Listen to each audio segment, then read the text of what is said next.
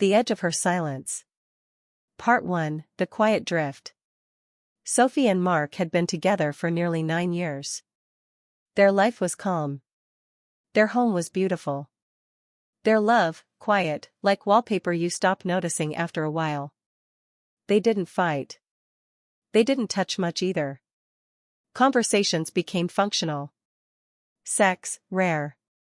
Mark buried himself in late meetings and numbers. Sophie found refuge in stillness, late-night wine on the balcony, forgotten books, long walks without direction. And then she met Julian. At an art exhibit. He saw her staring at a painting, a chaotic splash of color and shadow. "You look like you can hear it breathing," he said. "And you sound like you painted it," she replied. "I did," he smiled. Part 2, Something Wakes. It started with coffee. Then long talks. Then silence between them that wasn't empty, it was charged. Julian didn't rush. He didn't play games. He listened. He looked at her, as if seeing something even she had forgotten. He wasn't safe. That's why she kept going back. When he touched her waist one evening, gently, deliberately, she didn't move away. It wasn't about passion. It was about being seen. Being wanted. Being someone again. Part 3, Truth Unspoken. One night, Mark came home earlier than usual. He saw her sitting by the window in a silk robe, hair damp, wine glass in hand. Smiling softly to herself. Something clicked. He didn't ask who. Just looked at her and said, "Is there someone else?" Sophie hesitated. Then nodded. Yes. He didn't raise his voice. He didn't beg. He simply left the room. A month later, he moved out. 3 boxes. 1 signed document. No drama. Just heartbreak, folded neatly. Part 4, The After. Sophie stayed with Julian. Briefly. But it wasn't love. It was a response. A rescue. A fire lit inside a frozen heart. He was color. She was ashes. They couldn't last. When he left, she didn't stop him. She was grateful. Not for the romance. But for the mirror he held up. Epilogue. Stillness again. Sophie lives alone now. She's not lonely. She's awake. Sometimes she sees Mark, at the market, in passing. They nod. Smile politely.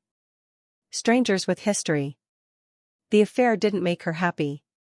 But it made her honest. Sometimes, that's the only way out of a life that no longer fits. Because silence isn't always peace. And being seen, truly seen, can break you before it heals you.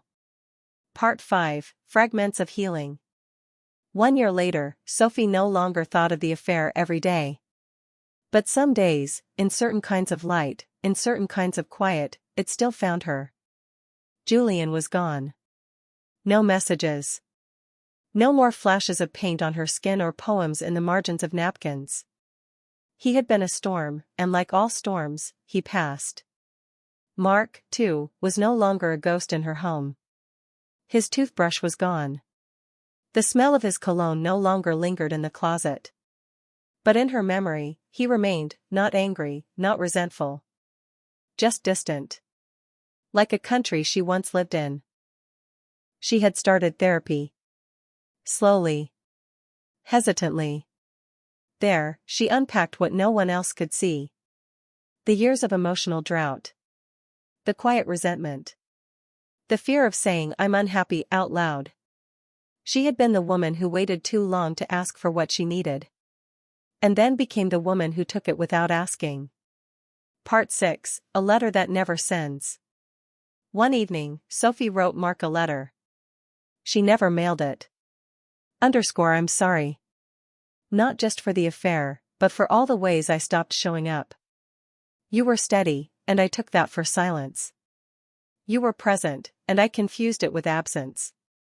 I didn't cheat to replace you. I cheated because I'd already disappeared. I hope you've forgiven me. I'm learning to forgive myself. Underscore. She folded the letter. Placed it in a drawer. That was enough. Part 7, Something New. Sophie wasn't looking for love. But it came in small forms now. A stranger who complimented her earrings in a bookstore. A new friend who remembered how she took her coffee. A Sunday morning when she woke up and didn't feel heavy. She wasn't fixed. She wasn't broken either. She was becoming. Final note. This story wasn't about choosing between two men. It was about choosing herself, too late, perhaps, but fully. And in that, there was hope. Because even from the ruin of betrayal, something can grow. Even silence, when honored, can bloom. Part 8, Closure Without Contact. One rainy evening, nearly 2 years after the affair, Sophie walked into a quiet cafe on a side street she hadn't visited before. It was warm inside, dimly lit, full of the smell of espresso and cinnamon. She took a seat near the window. Across the room, she saw him. Mark. He looked different, older, yes, but lighter. The weight he once carried in his shoulders was gone. He was smiling at a woman across the table. Laughing. At ease. Sophie's heart didn't sink. It didn't rise either. She just watched. For one long moment, time folded gently in on itself. There was no bitterness. No regret. Only a quiet, undeniable truth. They had both survived. And maybe that was enough. She didn't walk over. Didn't say hello. She paid for her tea, pulled her coat tighter around her, and stepped out into the night. Final lines. Outside, the rain had stopped. The street shimmered. Sophie took a breath, deep, clean, hers. She didn't look back. Because sometimes the most powerful closure is no longer needing it. And that was the end of their story. But not the end of hers. Part 9, What Remains. It had been 3 years now. Sophie lived in a new apartment, smaller, quieter, filled with light. Plants lined her windowsill. Her books were stacked not in order of genre or author, but of feeling. Some were dog-eared from her 20s. Some were untouched. One of them still had Julian's sketch tucked inside, a portrait he'd made of her on a napkin. She hadn't thrown it away. Not out of sentiment, but out of acknowledgement. Everything leaves a mark. Even the things that don't last. She no longer thought about either man often. Not with longing. Not even with sadness. They had become chapters in a book that was still being written. Her new life was quieter. Not lonely. Just hers. A different kind of love. She found joy in small things now. Teaching an architecture class once a week at the community center. Baking on Sunday mornings with no one to impress. Sharing long dinners with a small, chosen circle of people who truly saw her. And there was someone new. Not a grand love story, not yet. But a man who smiled when she spoke. Who asked questions. Who waited for the answers.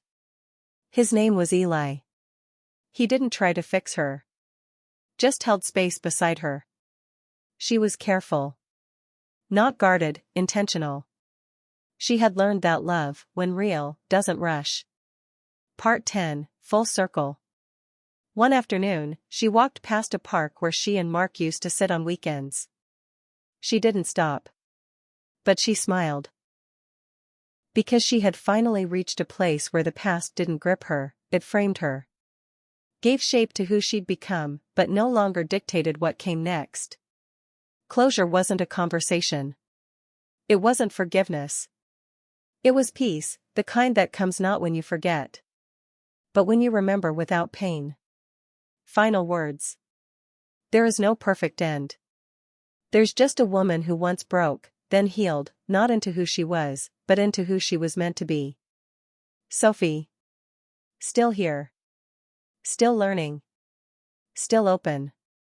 And somehow, after everything, finally whole. Part 11, Quiet Joy.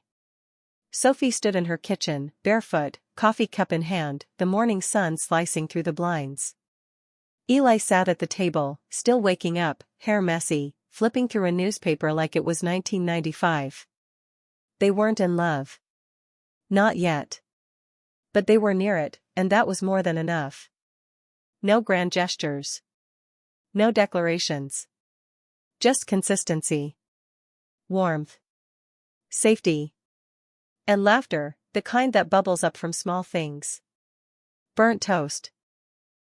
Inside jokes. The cat knocking over yet another plant. Little things that matter. She had changed. Not loudly. Not drastically. But deeply. She no longer apologized for needing space. She no longer confused silence with rejection. She no longer chased intensity, she invited presence. She had learned to love slowly, the way trees grow. Firm roots. Soft bloom. Part 12, A Letter to Herself. One evening, Sophie wrote again. But not to Mark. Not to Julian. This time, to herself. Dear me. You didn't ruin your life. You broke a version of it that no longer fit. You loved imperfectly. You hurt others. You hurt yourself. And still. You rose. Don't forget this. Pain is not the enemy. Pretending is. Keep going. You're doing beautifully. Love. You. She folded the letter, placed it in a box marked keep. Not for memory. For mercy. Part 13, maybe. One night, Eli asked her. Do you think love is supposed to be easy? She smiled. No. But I think it should be kind. He nodded. Then reached across the table and took her hand, not tightly, not possessively. Just gently. And maybe, just maybe, this was the kind of love she'd been moving toward all along. Not one that burned. But one that warmed.